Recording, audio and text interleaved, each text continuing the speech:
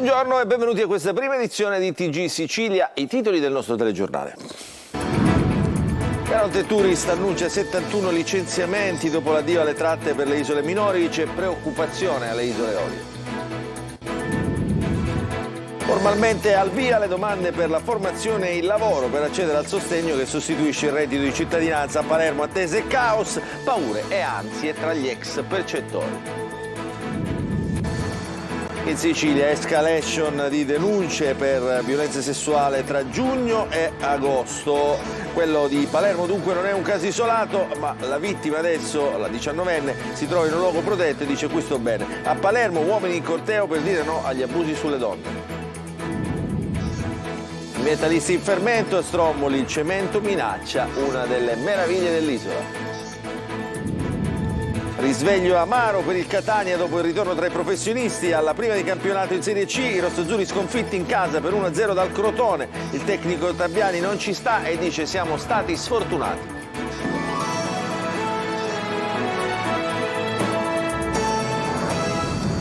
Buongiorno e benvenuti a questa prima edizione di TG Sicilia. Apriamo il nostro telegiornale con l'avvertenza lavoro. Caronte Tourist, che è la società che si occupa dei collegamenti dei traghetti dalla Sicilia verso le isole minori, annuncia 71 licenziamenti dopo appunto l'addio ad alcune tratte. Dalle Eolie c'è preoccupazione, mentre la Regione si muove per assegnare i servizi di collegamento navale attraverso una procedura negoziata. Ce ne parla Francesco Triolo.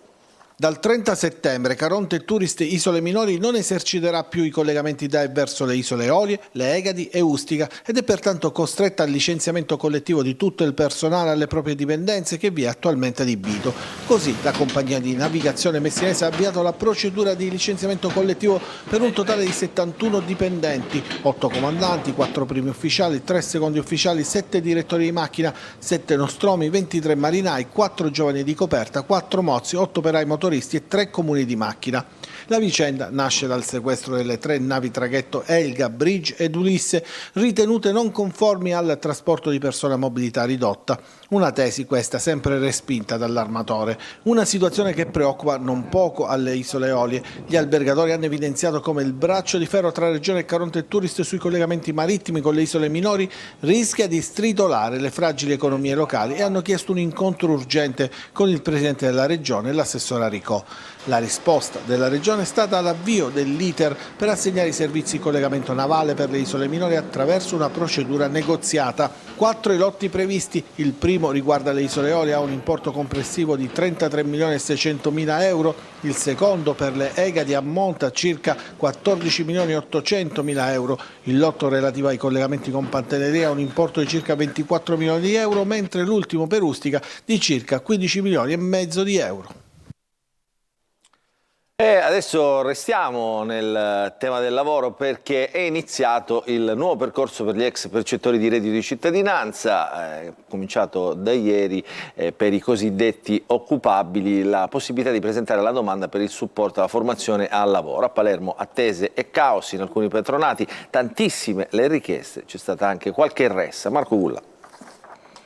Reddito di cittadinanza si cambia, ormai si va verso l'addio, da oggi gli ex percettori del sussidio potranno presentare la domanda per il supporto per la formazione e il lavoro e se hanno i requisiti per accedervi potranno essere avviati a un percorso di professionalizzazione e di inserimento lavorativo durante il quale per complessivi 12 mesi potranno ricevere un contributo di 350 euro mensili. A Palermo in molti patronati è stato il caos per le altissime richieste, tantissima gente in attesa e operatori stressati. In alcuni uffici è stato anche richiesto l'intervento dei carabinieri. Questa mattina siamo stati in un patronato di Palermo e per molti di loro c'è immediatamente una notizia poco positiva. Oggi quindi tu presenterai questa domanda, però devo dirti da precisare che partirà il mese dopo dal momento in cui tu l'hai presentata, quindi le 350 euro non saranno nel mese di settembre che li percepirai, ma se tutto andrà bene sarà giustamente accolta da ottobre. Cosa ti aspetti da questa nuova misura? Allora, innanzitutto che inizi presto, assolutamente, così almeno riusciremo a sopravvivere con questi 350 euro. E poi logicamente alla fine di questi corsi di formazione l'inserimento subito nel mondo del lavoro. Per questi due ex percettori palermitani la situazione è decisamente delicata. Il padrone di casa, come mi può dire, può aspettare 2 mesi, non massimo 3 mesi, poi non so se sicuramente provvederà a qualche cosa, a mandarmi qualche spratto e io per andare a finire in mezzo alla strada non posso assolutamente andarci. Come sopravvivo? Così, facendo dei piccoli lavoretti in nero, è inutile che ci nascondiamo dietro tante grandi bugie, facendo dei piccoli lavoretti in nero e quindi sottopagata 4-5 euro. Per poter almeno sopravvivere, non dico pagare le bollette, pagare la casa, però almeno per riuscire a mangiare. Nei prossimi giorni sono previste altre manifestazioni di protesta da parte degli ormai ex percettori. Adesso cambiamo argomento, apriamo la pagina che riguarda la cronaca, proprio restando sul fatti della violenza sessuale a Palermo, lo stupro di Palermo. Però sono decine le denunce che sono arrivate tra giugno e agosto, denunce di violenze sessuali. Intanto la vittima del branco rivela di aver subito precedentemente un altro tentativo di stupro. Gli investigatori cercano altri video girati dai 7 imputati. Manlio Viola.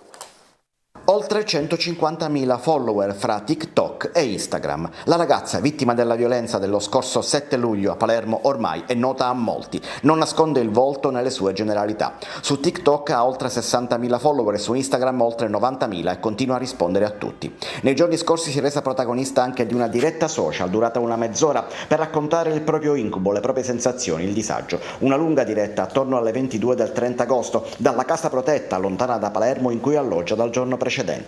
E sul social le giunge anche un saluto da parte di Sfera e Basta. Il trapper le ha inviato una breve clip per dirle ciao, fai la brava, ci vediamo presto, pronunciando comunque apertamente il suo nome. La vittima ormai è esposta, come non dovrebbe essere. Sono moltissime le persone che conoscono la sua identità e lei non si sottrae al confronto, attacca chi la critica, ma la sua frustrazione appare evidente. Qui sto meglio, dice, e difende un'amica attaccata sui social quale complice degli stupratori. Ma su TikTok ci sono anche profili che raccolgono notizie su di lei e sulla sua storia, e c'è chi espone anche l'amica che sarebbe la fidanzata dell'uomo del chiosco abusivo che le avrebbe servito i 7-8 cicchetti di seguito in pochi minuti. Accusa invece quel ragazzo che l'ha fatta ubriacare, è successo anche per colpa tua.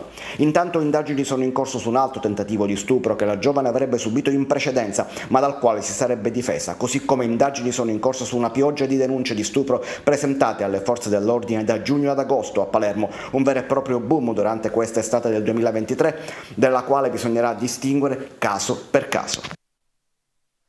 10 anni di violenze fisiche e psicologiche. Parliamo di un altro caso. Ha confessato di aver abusato della sorella disabile, il 24enne arrestato dai carabinieri di Sant'Agata di Battiati vicino Catania. L'incubo per la ragazza è iniziato quando era bambina. Giusy Lazzaro. Se parli ti ammazzo. A scrivere il messaggio su WhatsApp il fratello maggiore della ragazza disabile vittima dei suoi abusi. Non solo le minacce psicologiche, ma le violenze sessuali per 10 lunghi anni dentro casa a Sant'Agata di Battiati, vicino Catania, nel luogo più protetto. Il 24enne è stato arrestato adesso nel carcere di Piazza Lanza e davanti ai giudici ha ammesso tutto, raccontando che gli abusi sulla sorella sono iniziati quando lui aveva 15 anni.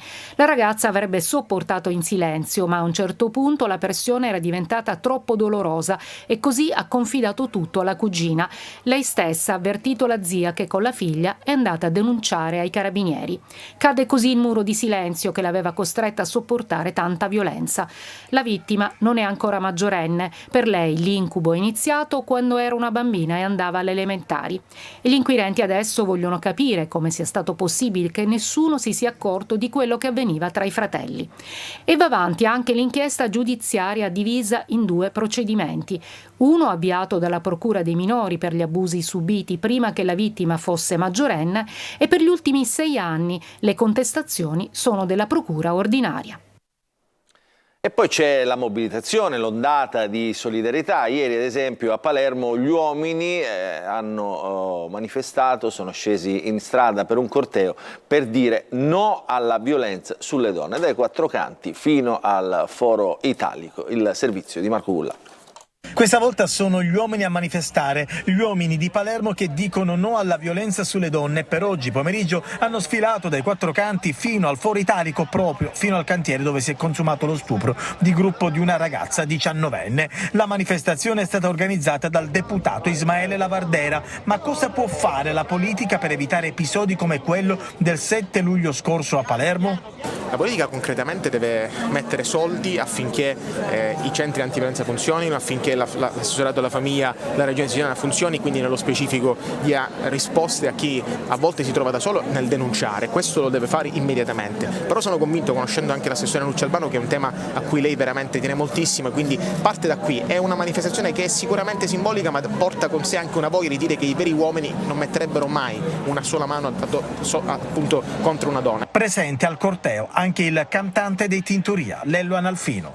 Qui significa rappresentare quella categoria dell'uomo che non lascia più passare un problema serio che la nostra società sta avendo, che è quello della violenza di genere, la violenza sulle donne, come un qualcosa di normale.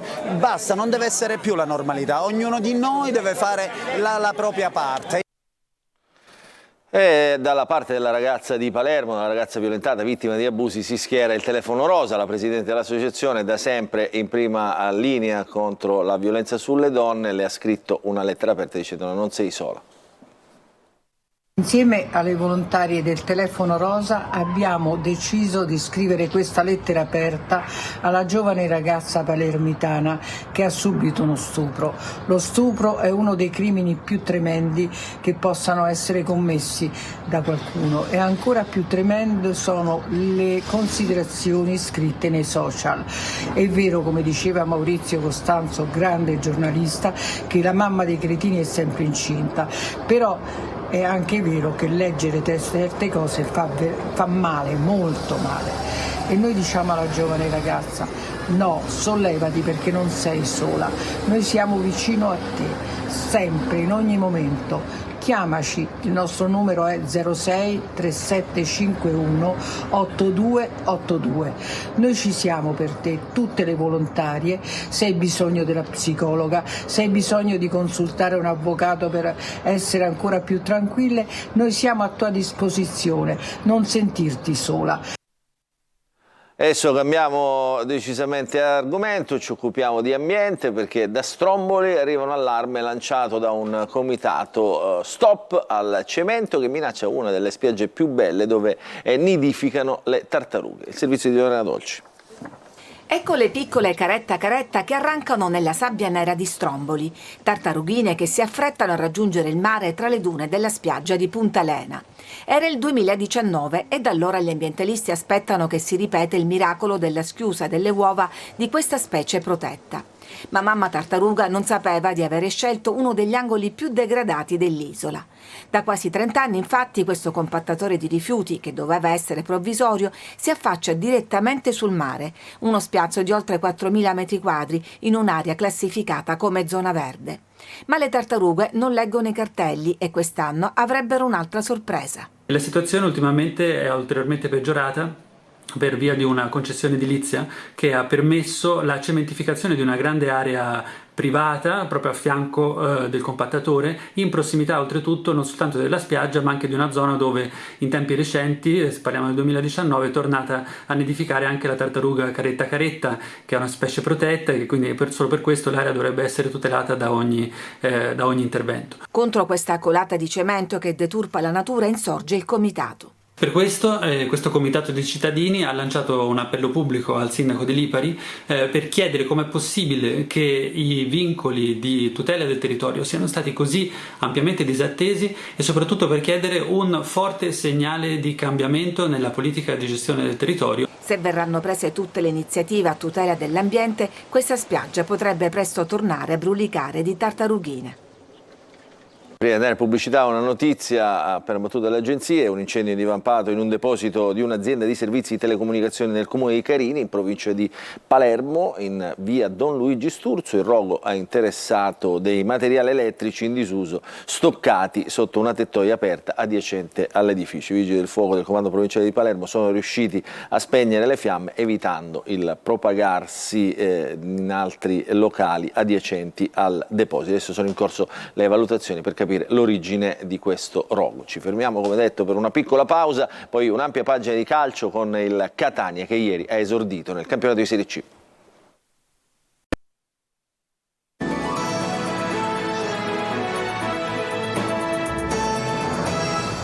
Ancora ben trovati nella seconda parte del nostro TG Sicilia di oggi. Come annunciato parliamo del Catania, rossazzurri sfortunati nell'esordio di campionato davanti a un pubblico delle grandi occasioni al Massimino. Ha vinto il Crotone, ma il Catania ha colpito 3 pali. La squadra di Tabiani gioca un gran primo tempo, abbassa il ritmo della ripresa. Sul mercato ufficiale l'arrivo del difensore Silvestri. Su tutto ci fa il punto Marco Carli.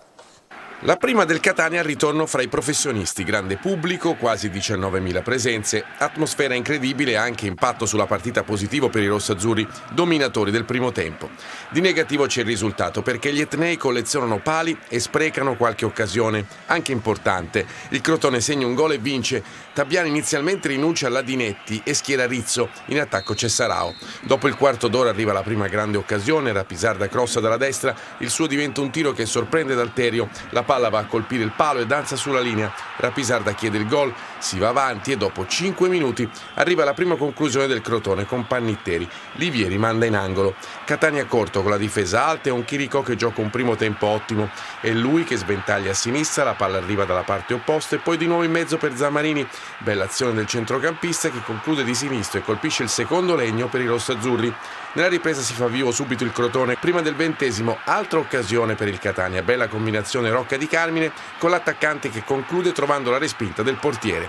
Ma è il Crotone ad andare in vantaggio. Cross di Dursi e il solito Tribuzzi va di testa per lo 0-1 sovrastando Quaini. Massimino ammutolito e Catania sfortunato. Subito dopo il gol calabrese arriva infatti il terzo legno per i rossazzurri. Punizione di Chiricò e palla che va a sbattere sulla traversa. Entrano anche Dubickas e Palermo. Il Catania ci prova ancora, sempre con Chiricò che sfiora il palo dopo una deviazione della difesa. Incredibile poi l'errore di Curado che a porta vuota manda alto dopo l'uscita sbagliata di D'Alterio. Da valutare le condizioni di Rapisarda che si ferma appena si esauriscono i cambi. Ufficiale l'ingaggio di Silvestri per la difesa. In arrivo Deli per il centrocampo. Il Catania riparte con una sconfitta ma guarda avanti con fiducia. Adesso sentiamo il commento nelle parole del tecnico Tabiani. I ragazzi hanno fatto una grande gara, io non sono uno normalmente che dà molto peso alla fortuna e alla sfortuna, però obiettivamente 3 pali in una partita e altre occasioni fallite, forse se non sbaglio è l'unico tiro in porta che abbiamo subito. Perdere fa male, siamo arrabbiati ma siamo nello stesso tempo non preoccupati perché oggi dobbiamo andare a casa ancora più convinti rispetto a quando siamo entrati. Dai, abbiamo dato una dimostrazione di una squadra che sta già bene, che i ragazzi hanno fatto una partita bella sotto tutti i punti di vista e il rammarico è che ci immaginavamo un finale diverso davanti a tutta questa gente che ci ha sostenuto fino alla fine, però sostengo che debbano andare a casa soddisfatti perché è chiaro che il risultato in questo giochino conta, ma è anche chiaro che vedere una squadra che esprime questo tipo di carattere e gioco lascia ben sperare. Questa era l'ultima notizia, il nostro telegiornale finisce qui. Vi ricordo che l'informazione su Antenna Sicilia ritornerà alle 13:30. Nel frattempo vi lascio alla rassegna stampa curata oggi dal collega Marco Carli. Grazie per averci seguito, buon proseguimento di giornata a tutti.